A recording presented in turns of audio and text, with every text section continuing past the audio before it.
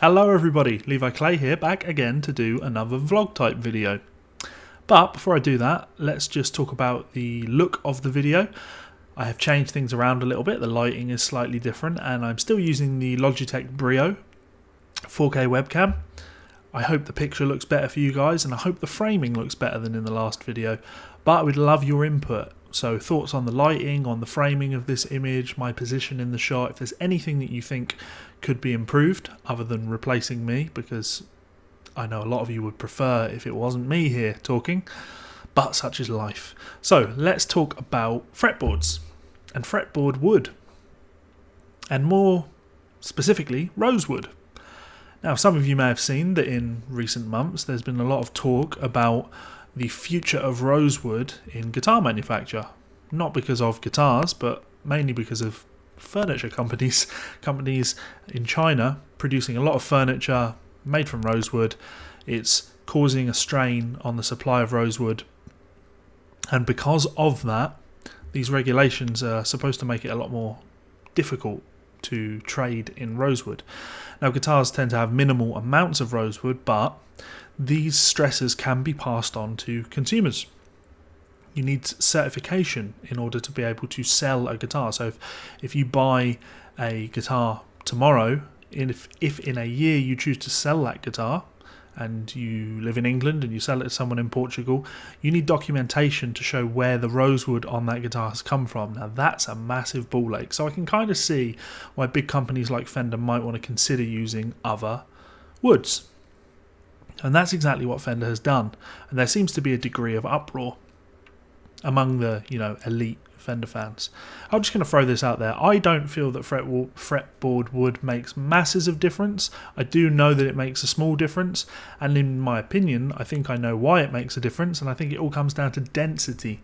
Because you have a fretboard, frets are in the wood, strings vibrate, they're in contact with the fret, and if the fret has been laid into wood that's very soft, for example, if you had sponge, not sponge wood, just an actual sponge with frets in it, what would happen? You pick the string and the fret would, the fingerboard would be absorbing energy that the fret is transferring, and you would lose sustain.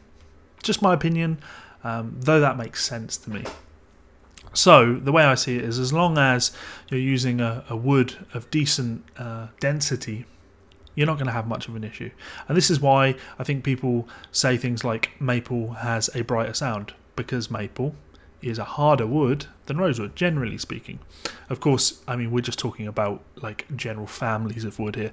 There are lots of species of rosewood and lots of species of maple. Anyway, so what have Fender announced? Fender have announced that they are going to be using Pau Ferro. And there seems to be, as I say, a bit of uproar among the hardcore Fender elite. This seems bizarre to me. Some people are saying things like, does this mean that the Fenders are going to be cheaper now because you're not using rosewood, you're using this less desirable wood? I find this hilarious, and it's a great demonstration of guitar player logic. Because in 2010, snooty people, like me, would look down on everyone around them. Ugh, you peasants with your rosewood fretboards. Ugh, disgusting. I paid the extra money to have a Pau Ferro fretboard on my Sir. That wasn't, I never actually heard anybody say that, but Sir definitely pushed woods like Pau Ferro as exotic woods to put on instruments, tone woods, that were better than the standard woods that you were getting out there. Now that seems to be going in the opposite direction. Who knows where we're going to be this time next year? Ugh, you peasants with your Pau Ferro fretboards. Disgusting.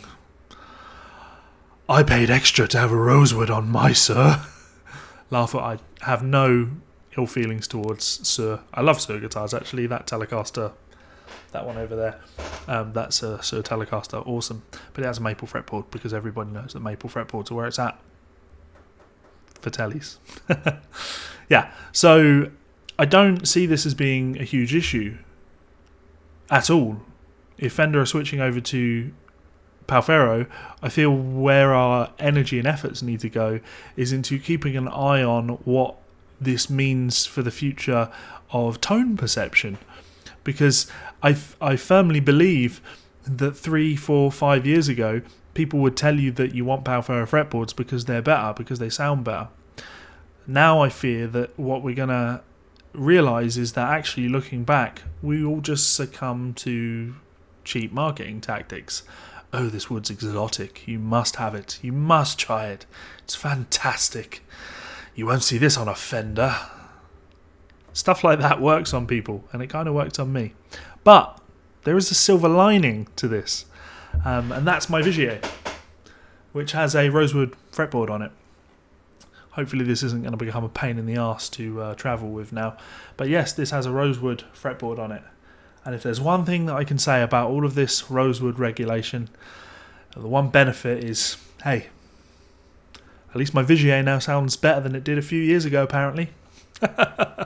So, what do you guys think about this situation? Do you feel that fretboard woods make a difference to the tone of a guitar? Do you think that it's offensive that Fender are switching to a disgusting cheap wood like Pau Ferro? Or do you think that there are other options? Would you prefer to see ebony, for example, across all of the Fender stuff? What do you think about companies like Gibson that for a while have had to use woods other than rosewood because they had all of their stock, all their rosewood stock taken away from them under investigation? I actually had a SG with one of those dyed baked fretboards, and it was great. If I didn't know beforehand, I never would have assumed that there was anything wrong. It was a great guitar, and kind of miss it not being around. So yeah, what do you feel about things like that? Absolutely interested to know what you have to say.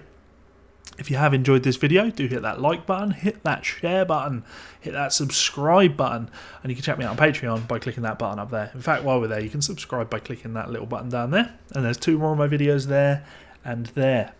Thoughts, conversation, and everything is appreciated, and of course feedback on the new video look. Peace out, guys, and I'll see you for another video soon, whether you like it or not.